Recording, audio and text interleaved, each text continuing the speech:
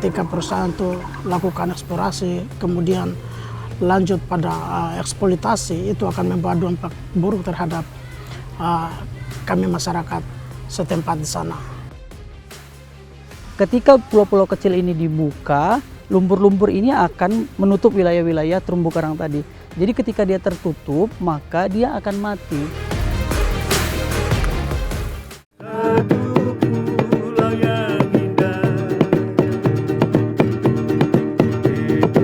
Kepulauan Raja Ampat bukan hanya sekadar lukisan semesta.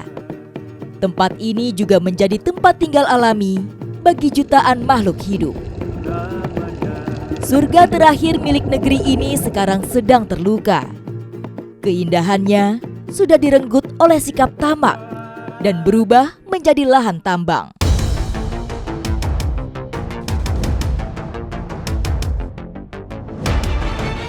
Jutaan ton nikel dikeruk dari pulau-pulau kecil yang selama ini menjadi ikon Raja Ampat.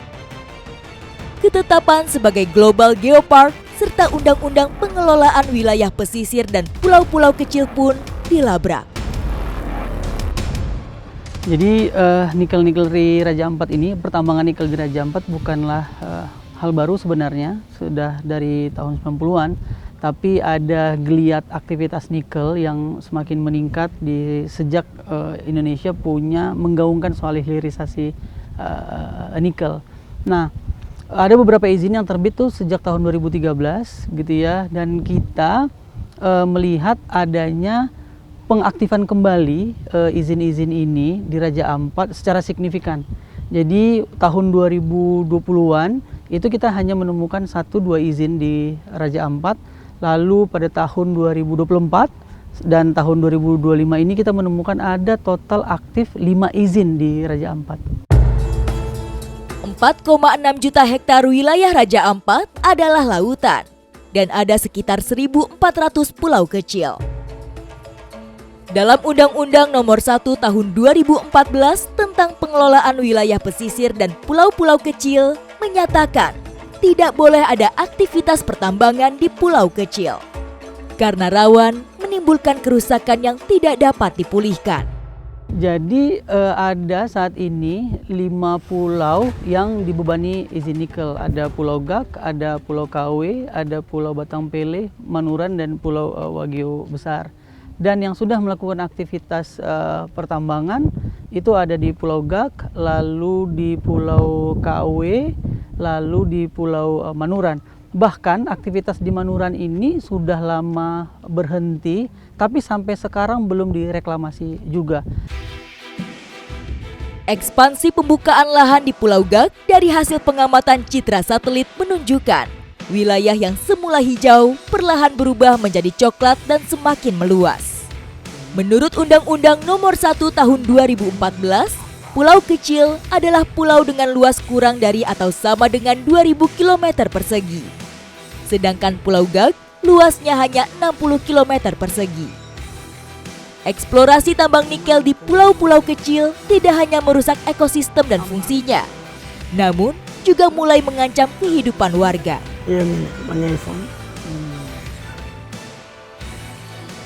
Kakak Roni adalah orang yang lahir dan besar di Raja Ampat, dan Kakak Roni bisa kasih tahu kita sebenarnya bagaimana situasi di sana. Kayak Bali ini kampung saya, kemudian lalu yang satu ini adalah Batang Pele. Batang Pele di sana ada satu perusahaan tambang nikel yang sementara berusaha untuk melakukan eksplorasi di sana. Kami sebagai masyarakat adat merasa ada kekerasan karena ketika perusahaan itu lakukan eksplorasi kemudian lanjut pada eksploitasi, itu akan membawa dampak buruk terhadap kami masyarakat setempat di sana. Kepulauan Raja Ampat adalah pemberian alam yang bukan hanya indah di permukaan, namun cantik dan kaya hingga ke dasar lautan. Bentang alamnya menyimpan sekitar 1.300 spesies ikan, 700 moluska, dan sekitar 75% spesies karang dunia ada di Raja Ampat. Tak heran bila Raja Ampat dijuluki jantung segitiga terumbu karang dunia. Dampak dari aktivitas pertambangan ini akan sangat berdampak pada terumbu karang. ketika pulau-pulau kecil ini dibuka, lalu kemudian deforestasi terjadi, lumpur-lumpur ini akan mengisi wilayah pesisir, menutup wilayah-wilayah terumbu karang tadi. Terumbu karang ini membutuhkan proses berfotosintesis. Jadi ketika dia tertutup, maka dia akan mati. Jadi bukan tidak mungkin cerita tentang Raja Ampat yang memiliki terumbu karang yang sangat indah di dunia ini akan berakhir hanya karena pemerintah memprioritaskan untuk menambang pulau-pulau kecil di Raja Ampat.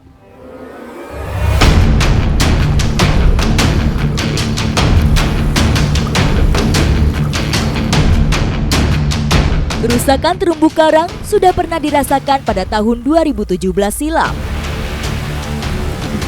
Saat itu, terdapat kapal pesiar berbobot lebih dari 4.000 ton asal Inggris kandas di kawasan Selat Dampier, bagian tenggara Kabupaten Raja Ampat.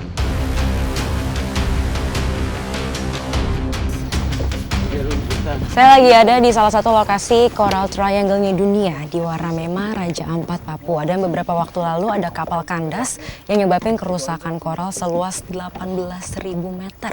Jadi sekarang saya mau lihat sendiri seberapa parah kerusakan di bawah sana.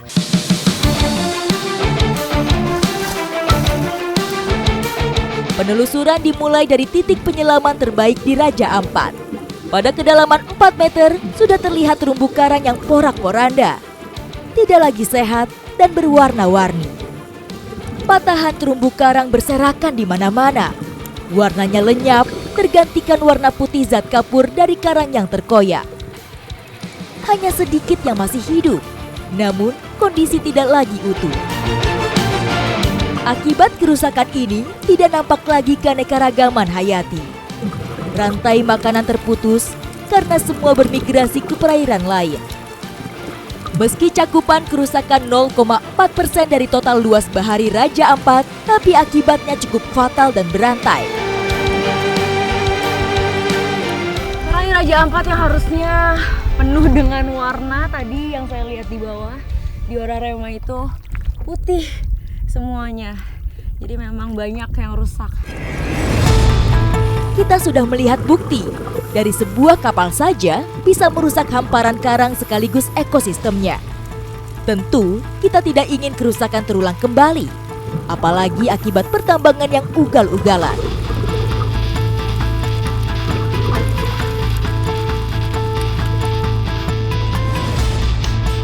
Saat praktek raup keuntungan melalui tambang dibuka, yang hilang bukan saja keaslian wajah Raja Ampat, tetapi kehidupan warga turut menanggung akibatnya. Ketika pulau-pulau ini dibuka untuk pertambangan, itu tentu akan berdampak pada homestay di kampung-kampung masyarakat gitu. Jadi misalnya di kampung Selpele yang dekat dengan KW, di kampung Salio. Nah, ini akan berdampak di mana mereka akan kekurangan pendapatan dari pariwisata karena kurangnya turisme yang datang ke sana.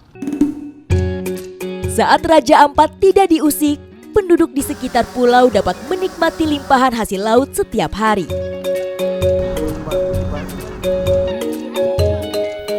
Sekarang saya lagi ada di Desa Selpele, Raja Ampat, Papua bareng anak-anak sama anak-anak lucu ini. Bilang halo. Halo. Nah, ini kegiatan kita sehari-hari, cari ikan di depan dermaga. Cukup pakai umpan ikan yang kecil-kecil aja. Nanti kita lihat kira-kira ada yang sambar atau enggak. Warisan alam ini manfaatnya dirasakan dari generasi ke generasi. Anak-anak bahkan sudah belajar bertahan hidup dengan cara memancing.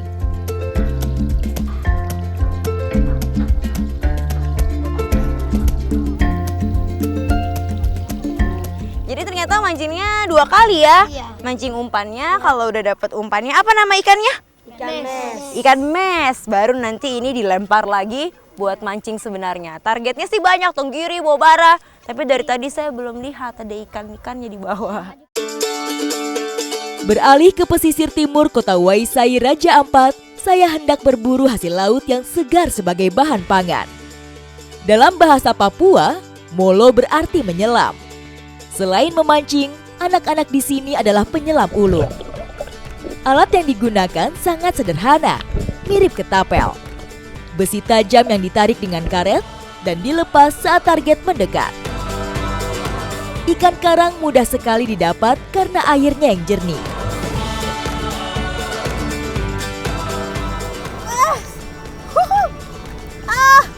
Nggak lama.